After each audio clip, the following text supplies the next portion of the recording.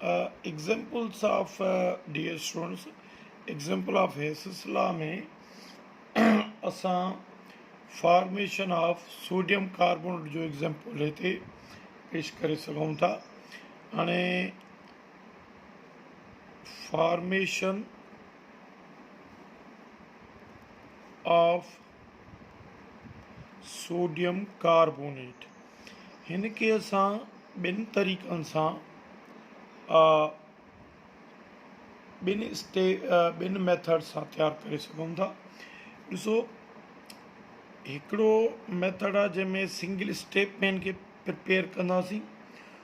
उन में CO2 सां तव्हां एक्सेस ऑफ सोडियम हाइड्रोक्साइड खे आणियो। ही हिते सोडियम कार्बोनेट प्लस वाटर में कन्वर्ट थींदो। हाणे हिन में जेका डेल्टा एच रिलीज़ थींदी उहा आहे 90 किलो जूल पर मोल। हाणे इन खे असां हिकु खां वधीक स्टेप में प्रिपेयर करे कंदासीं ऐं ॾिसंदासीं त उन्हनि जी टोटल एंथैल्पी चेंज केतिरी थी बीहे। हिन खे असां हीअं बि प्रिपेयर करे सघूं था। NaOH सोडियम हाइड्रोक्साइड जे 1 मोल सां CO2 खे रिएक्ट करायो। हिते प्रोड्यूस थींदी बेकिंग सोडा NaHCO3। हाणे बेकिंग सोडा जी जेका डेल्टा एच रिलीज़ थींदी उहा आहे 49 किलो जूल पर मोल।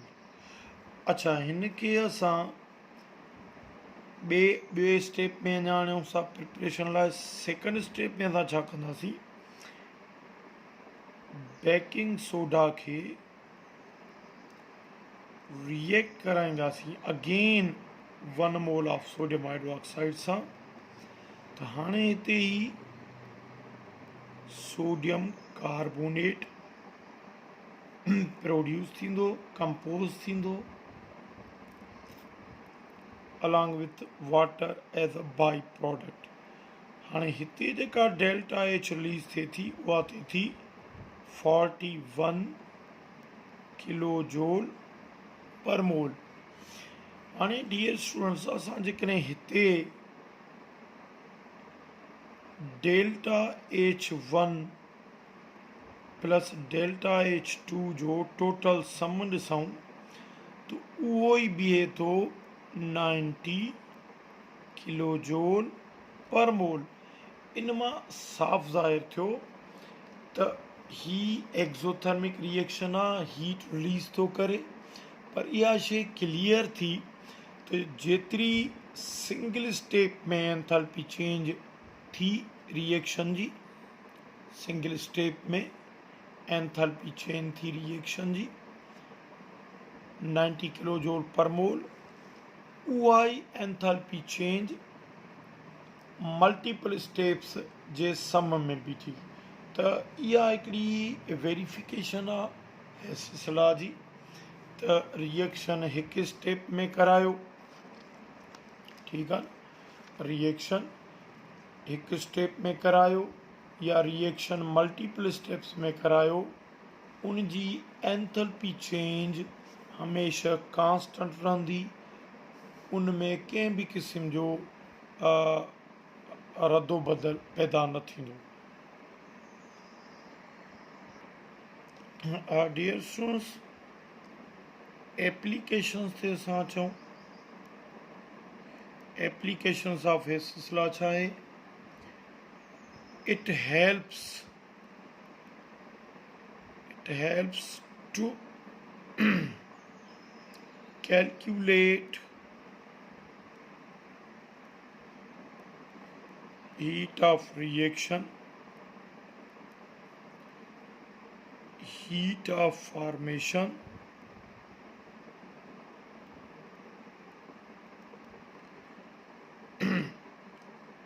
of such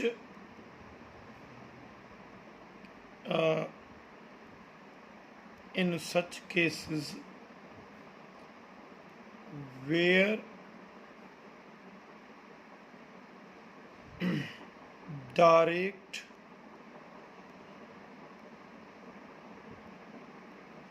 measurement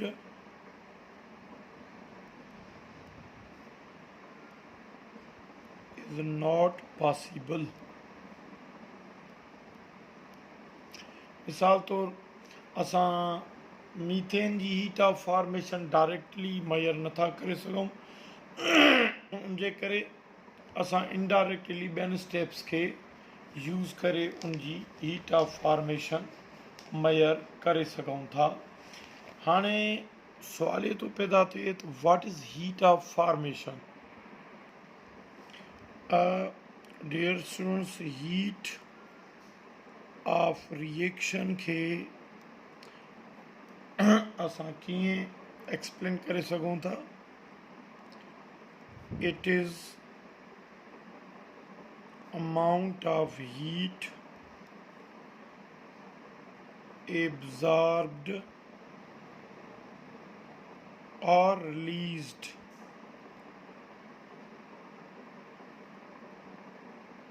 in a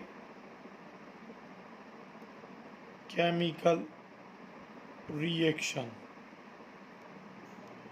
कंहिं भी केमिकल रिएक्शन में जेका अमाउंट ऑफ हीट एब्जॉर्ब या रिलीज थिए थी, that is called heat of reaction. Suppose कयो हाइड्रोजन आयोडाइड ही डिकम्पोजिशन में अची करे हाइड्रोजन गैस ऐं आयोडीन में टुटे थो। अच्छा, हिन जी जेका हीट ऑफ रिएक्शन आहे उहा रिलीज़ थिए थी -53.8 किलो जूल पर मोल। ही एक्ज़ोथर्मिक आहे। ज़ाहिरी ॻाल्हि आहे, तव्हांखे ख़बर आहे त एक्ज़ोथर्मिक में एनर्जी हीट रिलीज़ थींदी आहे, एंडोथर्मिक में एब्जॉर्ब थींदी आहे। त एक्ज़ो में हीट रिलीज़ थींदी, एंडो में हीट एब्जॉर्ब थींदी।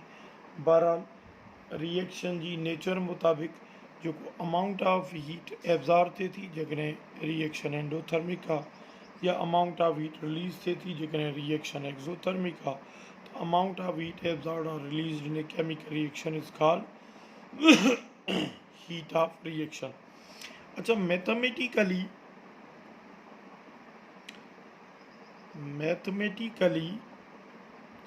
Heat of reaction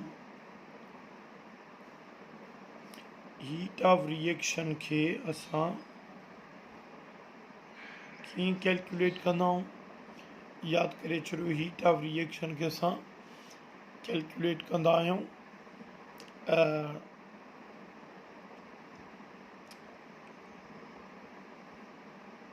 heat of formation of products minus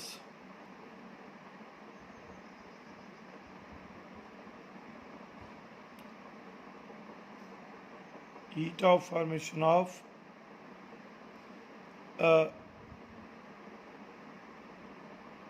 reactants। Suppose कयो तव्हांखे प्रोडक्ट्स जी भी हीट ॾिए थो, फॉर्मेशन जी रिएक्टेंट जी हीट भी ॾिए थो, तो प्रोडक्ट्स जी हीट मां रिएक्टेंट्स जी हीट जो वैल्यू माइनस करण सां, सब्ट्रैक्ट करण सां तव्हांखे मैथमेटिकली हीट ऑफ रिएक्शन ही मिलंदी। अच्छा, इन सां गॾु डियर स्टूडेंट्स हिकिड़ी ॻाल्हि एडिशन में तव्हांखे ॿुधाईंदो वञा। जेकॾहिं तव्हां heat of reaction at standard condition determine था कयो त पोइ इन हीट ऑफ रिएक्शन खे असां स्टैंडर्ड हीट ऑफ रिएक्शन या स्टैंडर्ड एंथैल्पी ऑफ रिएक्शन सॾींदासीं। ऐं यादि करे छॾियो, conditions for standard heat of reaction कहिड़ियूं आहिनि? नंबर 1 यादि करे छॾियो त standard state for gas, conditions for the standard status असां कीअं बयानु करे सघूं था। Number 1, standard state for a gas is 1 atm pressure. Okay, वरी असां चऊं था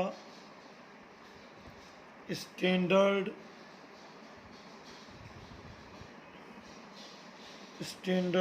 state for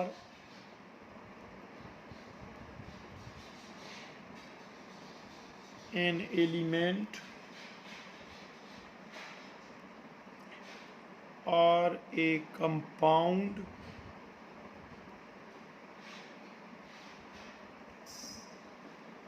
is the most stable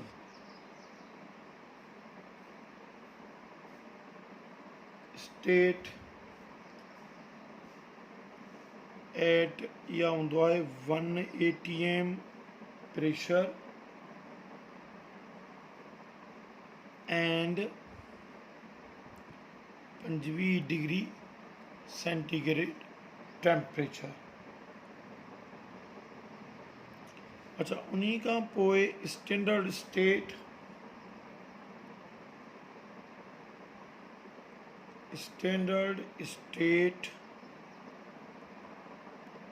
for a substance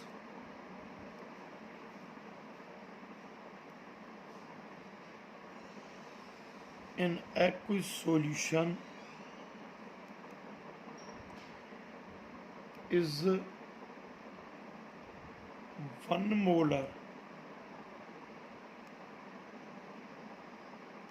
molar concentration। हाणे स्टैंडर्ड कंडीशंस स्टैंडर्ड स्टेट्स जूं यादि करे छॾियो। ही तव्हांजे लाइ MCQs थी सघनि था। तव्हां खां पुछी सघे थो त what is the condition for the standard state for gas, उहा आहे 1 atm। ऐं एलिमेंट या कंहिं बि कंपाउंड जी मोस्ट स्टेबल स्टेट वारी स्टैंडर्ड स्टेबल स्टेट वारी कंडीशन छा आहे? 1 atm 25 degree centigrade. And standard state for substance in aqueous solution जे लाइ स्टैंडर्ड कंडीशन छा आहे? 1 मोलर। हाणे हिननि स्टैंडर्ड कंडीशंस ते जेकॾहिं तव्हां कंहिं बि रिएक्शन जी हीट ऑफ रिएक्शन कैलकुलेट था कयो त उनखे असां नालो ॾींदासीं स्टैंडर्ड हीट ऑफ रिएक्शन। ठीकु आहे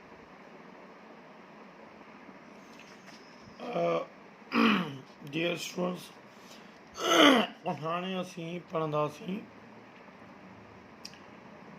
हीट ऑफ फॉर्मेशन। यादि करे छॾियो, जेकॾहिं असां हीट ऑफ फॉर्मेशन खे एक्सप्लेन करणु चाहियूं, ॾिसो heat of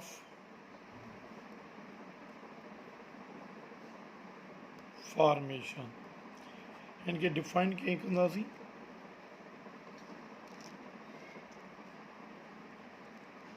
it is amount of heat absorbed or released, यानी कि इनके असां सिंपल वर्ड्स में एंथैल्पी चेंज भी चई सघूं था। when 1 mole of any